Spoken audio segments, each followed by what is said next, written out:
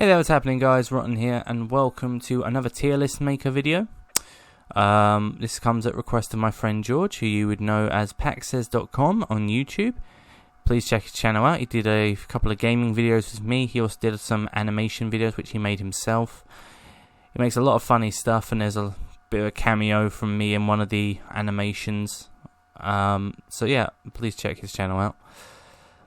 He asked if I would do a tier list for him on the Friday the 13th movies. Both of us being hardcore horror fans and being big fans of the actual franchise in general, I figured it was a pretty good idea, you know.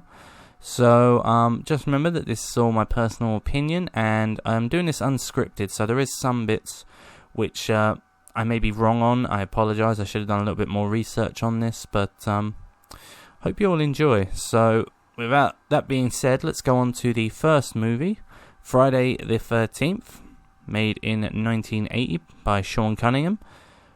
The premise of the movie is a bunch of camp counselors are being stalked and killed by an unknown killer. It has a lot of really cool effects for the time, and the actual acting is pretty good as well. It has Kevin Bacon in it, even though he's not the main star of it, but he's one of it. I think it was one of his first movie roles. Yeah, a really solid horror movie, and really got the slasher genre moving in the right direction, I feel.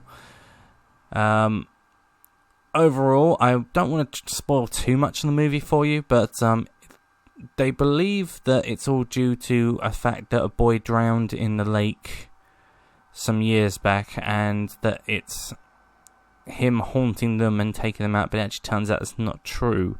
For anybody who hasn't seen it, it's actually a really, really good watch, and to be fair, being a classic and one of the better movies in the franchise, I'm going to have to put this straight up in the S ranks. Definitely really, really solid. Then we move on to part 2, made in 1981. This was, it begins like a continuation, if you will, to the first movie. It involves the final girl of the first movie for about 10 minutes, and then, spoiler alert, she dies to someone who we don't know.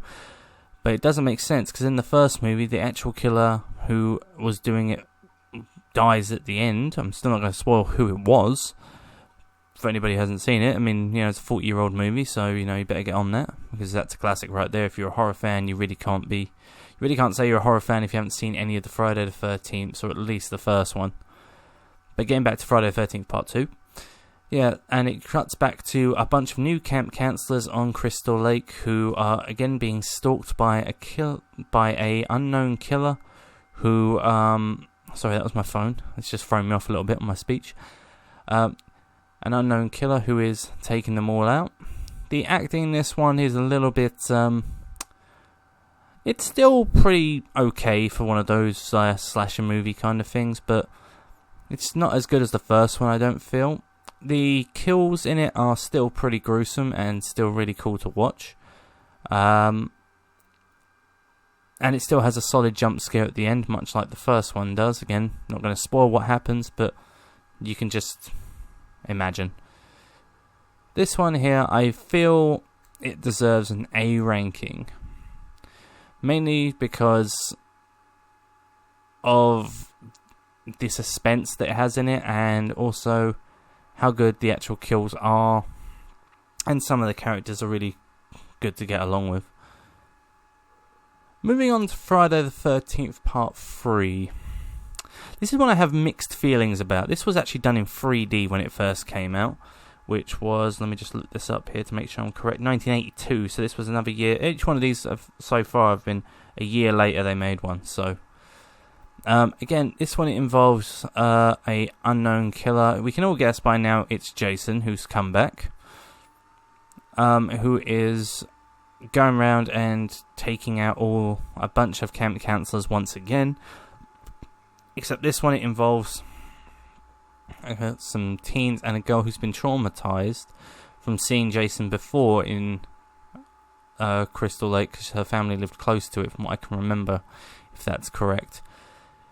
It's a solid movie. The 3D in it is not very good. I remember, but I had this on video at first, which wasn't in 3D, which didn't make sense because on the cover of the actual video cassette, it actually has Friday the 13th Part 3D, and yet none of it was actually in 3D. So we saw it on TV, and we actually got 3D glasses to watch it, and it just didn't work very well. I mean, some people see 3D better than others, and I just don't see it that well, to be honest. But I think it could have been a little bit better, but then it was 1982, so, you know, they were doing their best, so you can't get too upset about it. Overall, this one here, I just feel like at this point the franchise was starting to stale a little bit with it. It wasn't quite as fun. The premise was always the same going into it at this point. Like, I mean, the first two were, okay, yeah, the first one started it all, the second one kind of carried it on, and then the third one just sort of started to kill it, especially with some of the effects themselves look kind of cheesy. So, but again, 1982, so you really can't get too upset about it. So this one here, I'm going to put it in the D category. I feel like it's a D. It's not the worst I've ever seen, but it definitely could be in the average. Like, it's worth a watch if you haven't seen it, but I think, like, once you see it once, you really don't feel like you need to do it again. Moving on to part 4, the final chapter. Now, the spoiler alert, that's a lie, for one, but, you know, at the time, I think this was supposed to be the final Friday the 13th. Again, it's all set on Crystal Lake with a bunch of teens. I can't remember, I think there's still a camp counselor thing at this point, but it has a lot of really, really gory effects in it, which was great because I feel like this was one of the last ones that really had a lot of the proper gore effects to it, because around the time, I think people were sort of homing in on slashes and bad music and whatnot. Well, not bad music, but heavy music, and trying to say that it was unsuitable for teens. It was that parental guidance kind of thing, so they toned it all down to stop things from getting an X rating and just went with an R rating. So, but this one still had a lot of really good effects. It has Corey Feldman in it, playing Tommy Jarvis, who becomes a reoccurring character in this particular franchise, and to be fair, he plays as a little weird kid who enjoys like a lot of scary things, and him and his family start being attacked by Jason, because pretty much by this point you sort of realise any person who steps on Crystal Lake is pretty much, you know, Jason's kind of like a farmer, and he's like, get off my land, I don't want you on my land, this is my land, this is mine and mine alone. It's basically an Orange Lantern, if you will. What's mine is mine, mine, not yours. You know? But this one here, I feel like this deserves an A. I still think it's a really solid horror movie, great effects, really good acting for the time, and to be fair, if you were going to close it on anything, it was great, because it's got a great bit towards the end. Again, I'm not going to spoil things, because people may not have seen it. I know this movie's like, I don't know, almost 40 years old, over 40 years old, whatever it is. But it's still a really good one to watch in this particular franchise, so I would recommend that one highly. Moving on to Friday the 13th Part 5. I believe this one was called The New Generation. This one involves Tommy Jarvis once again, but he's older now and suffering from night terrors and stuff like that due to the seeing of Jason, and the end of number 4 I think also plays and the end of number 4 also plays a vital role of it. Again, you'd have to watch it to understand. This one here, I really enjoy this one. It's very different, and I think something fresh was needed at this point, because the first 4 movies all followed the same particular premise. Sometimes adding something a little bit different to it is really needed, and they nailed it quite well, I think, with this one. So this one actually doesn't involve like so much camp counselors. It's more about a bunch of people who are suffering from, I'm just going to call it PTSD. It's a lot easier than trying to figure out what the actual term is called, but they've got a lot of stress and they're not coping well in society, so they get sent to a little youth kind of school thing where they learn to sort of get on and get over their trauma so they can just adapt back to society. That's pretty much the premise of this. But what happens is one of the guys in there goes completely apeshit and kills another one. And this causes some problems in the actual thing. He gets arrested, but then all of a sudden people just start dying and everyone keeps saying that it's Jason, even though everyone is sure, especially Tommy himself, that Jason is dead and he's, that part of his life's over. But then once everyone starts getting picked off again one by one, it becomes frightfully apparent to all of them that there's something strange going on. This one here, I'm going to give this one a solid A. Again, as I say, I really enjoy this one. I know a lot of people do, because there's a twist at the end, which, again, it's not a jump scare like these three. This one doesn't have one of those, just has one of those really weird kind of endings. But this one has a great little twist at the end, which, to be fair, you really wouldn't see coming unless you really thought about it. So this one I recommend quite highly. Now we move into a bit more of the obscure sort of Friday the 13th. Number 6, Jason Lives. Yeah, this is where the series starts to get a little bit strange, and it continues to get a little bit strange for a little while. So Tommy Jarvis, once again in this movie, he goes to where Jason is buried in hopes to destroy the body completely by setting it on fire. Upon doing so, he opens the grave and attacks Jason with a metal pole which is found in the graveyard, which then a lightning bolt hits the pole and resurrects Jason through lightning. A bit like Frankenstein where he didn't get resurrected, but he brings him back to life, this dead thing back to life. Jason now becomes a supernatural killer who can no longer be killed by anything, which at one point is really fucking cool. In the other part you think, wait, what? That doesn't make sense. How does it just suddenly come back to life? And but again, it goes back to him going back home to Crystal Lake, finding that there's a bunch of camp counselors and people on there, and he goes on a bit of a killing spree once more. The problem that I have with this one is not actually the premise that Jason has just been resurrected, like, Frankenstein way, but it comes more down to the fact that around this time, a lot of the kills were very heavily censored. Like, you didn't see a lot of the gore like you did in, say, 1, 2, and 3, and 4, and 5 actually had some pretty good gory kills in it, but it's where you start to really sit there and think, oh, okay, yeah, it's now no longer quite as gripping to watch, because when you're in that particular time, you love to see, if you're a particular horror fan like myself, although you do love, me personally, I love a lot of suspense in movies. Like, I love tension, and I love it to build and build and build. I don't particularly care much for jump scares, but I love tension to build. And it's kind of still here in this movie, it's kind of not.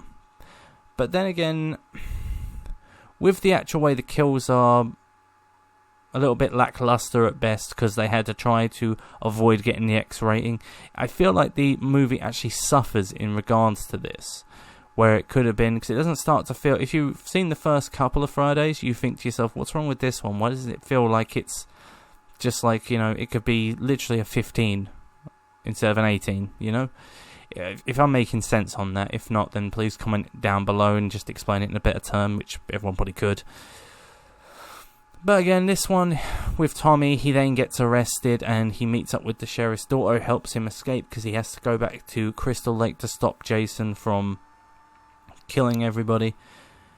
It's still an okay watch, but I just really feel like it suffers due to the censor of the kills and the way it just made it it just sort of makes it a bit less scary for some reason. And the suspense only lasts for about a good couple of seconds at a time, so this one, unfortunately, I'm gonna have to put as a D, because I'm just having a really weird time with it. And I watch it and I sort of start getting excited to watch it, and then as it gets halfway through, I think to myself, why am I watching this again? So, the next one we have here, Friday the 13th, Part 7, The New Blood, which was, obviously, when you watch it, supposed to really be called Jason vs. Carrie. Because in this one, you follow a girl who has psychic abilities and can move things with her mind. She accidentally kills her father in the first scene, where she loses control of her powers due to her anger, and he falls and drowns in the water. She then returns to Crystal Lake in her teens, and she tries to resurrect her father using her mind powers, but instead resurrects Jason, who was trapped under there due to a chain. And this then causes him to come back and start killing off all the people who are on Crystal Lake once again. Again, this one kind of suffers a little bit. This one suffers in regards to... it's just not very fun to watch. A lot of the time, horror movies are just fun to watch, you know?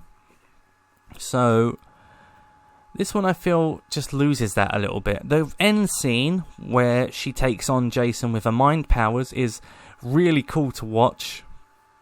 But, I don't know.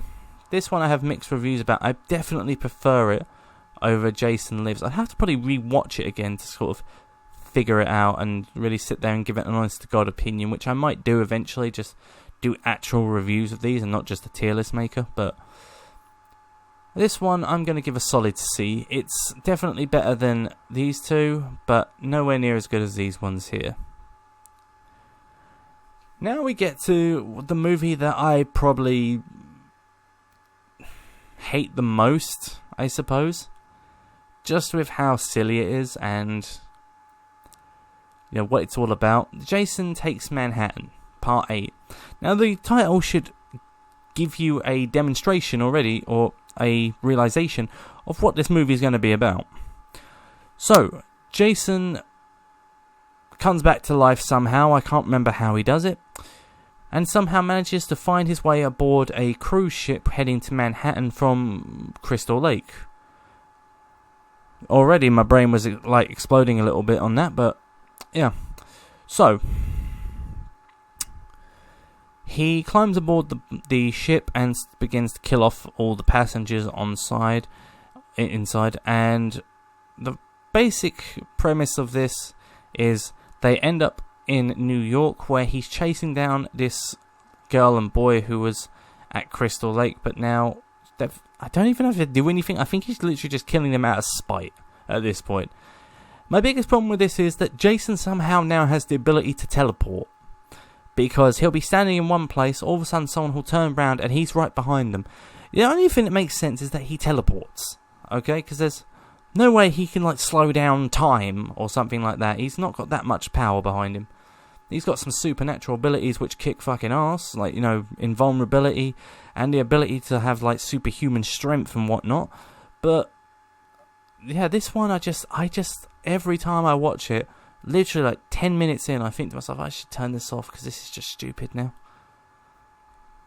Anyway, so this one here, I mean, it's I'm talking a lot of shit about it, but it's still a sort of fun watch if you've never watched it before, but it's one of those one and done kind of deals. Once it's over, you think to yourself, I really don't feel like I need to watch that again. I think I'm done. So this one here, I'm going to put as an E, because, well, I can't say the first time I watched it wasn't sort of enjoyable, but I've never been able to watch the whole thing again. So I'm putting it as an E for it was stupid and entertaining the first time round. I think that's fair. Now we get into the one that I think is really, really different, and not in a bad way. Jason Goes to Hell.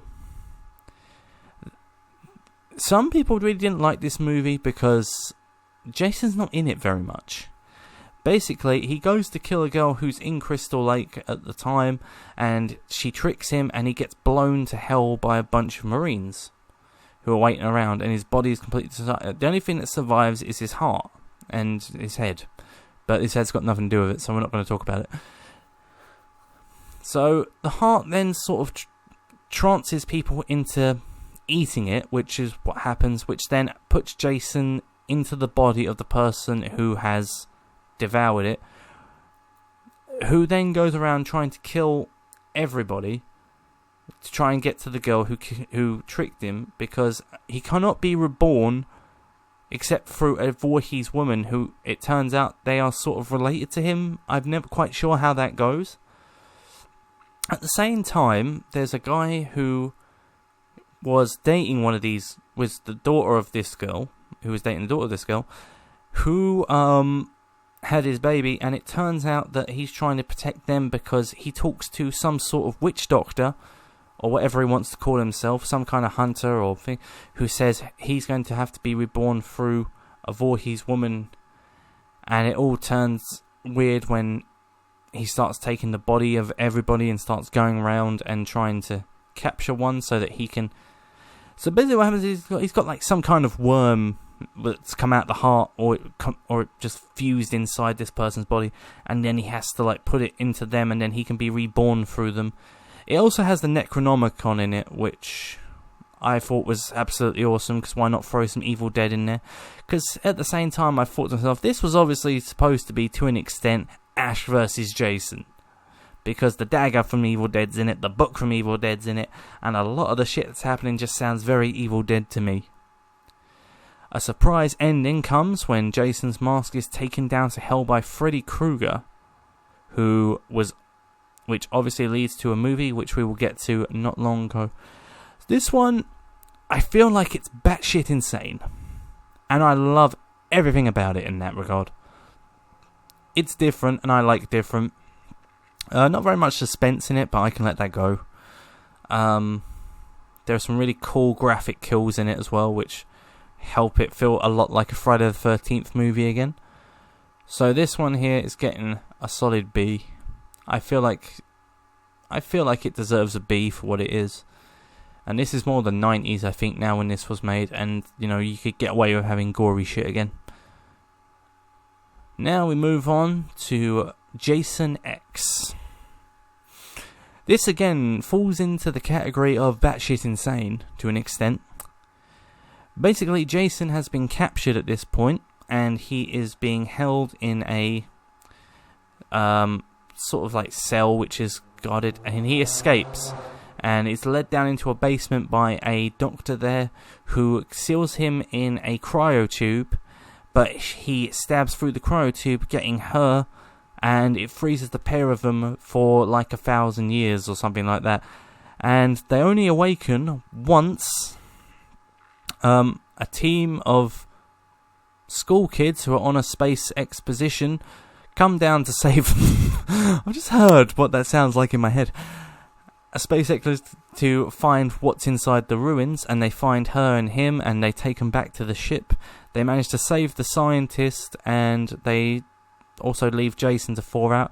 Jason comes back and begins his killing spree against all of these people, until he's eventually attacked by one of the crew members who's an android, who blows him to pieces, and then he comes back because he falls on the nanomachine unit, which heals everyone, and it reconstructs him into like some sort of cyber Jason. Again, I'm hearing how this sounds in my head, and I'm a little bit, I'm just sort of just picturing how this goes.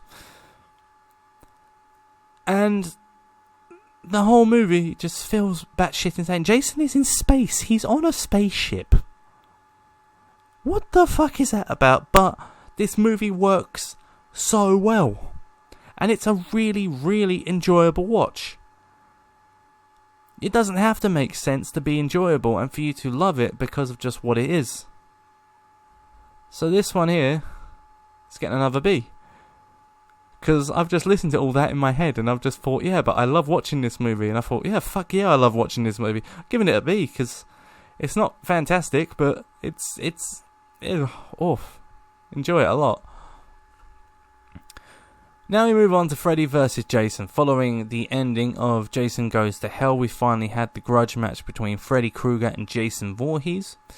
What happens with this one is very interesting. Freddy has basically been forgotten about in Elm Street, and decides that he has to spread fear around again so that he can invade people's dreams. He finds Jason in hell, and he decides we'll bring him to Elm Street to kill people, to spread fear, so that Freddy can come back. But at this point, he also realizes that now he can't stop Jason, because Jason now only obeys what his mother says, pretty much, and she hasn't told him to stop yet. So what happens after that? It's they have a big grudge match. The fight scenes in this between Freddy and Jason are fucking awesome, for one. The idea is kind of solid. There's a couple of good jump scares, and there's some wacky, outlandish moments from Freddy, as we all expected. It's got Kelly Rowland in it, and to be fair, it's a guilty pleasure of mine. I don't think people liked it that much, but I think if you rewatch it a few times, you sort of realise just how much fun it is, and for that, I'm going to give it a solid C. Now we move on to the reboot of Friday the 13th. This one follows a slightly different premise, to an extent. Jason's mother has actually already died by this point, and Jason apparently is just living out in the land because he sees his mother get killed by the camp counselor, and he takes her head and the machete that she's killed with, and then it fast forwards a couple of years later, where he's now grown and insanely strong, and it follows a bunch of kids who are out camping trying to find a local weed farm at the time, and he basically starts killing them all off, and one is captured, who turns out to be the sister of the main guy in the movie, who finds another bunch of kids who are going to go stay in this rich snob's house for like the weekend or whatever, and yeah, he then befriends one of the girls in there who goes to help him find his sister. Little does he know his sister's been captured by Jason, but then they start mooching around and seeing all the cabins and whatnot, and and it makes a lot of sense. It adds a lot of origin story to it, which is not a bad thing. It's just different. And to be fair, the kills are kind of okay. I mean, again, it's not particularly gory. There is little bits of suspense, and there is some... And the actual Jason himself looks really cool.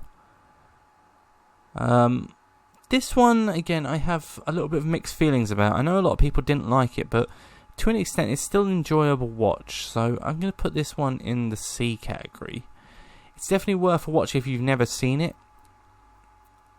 But, you know, it's not a classic like some of these that we have here.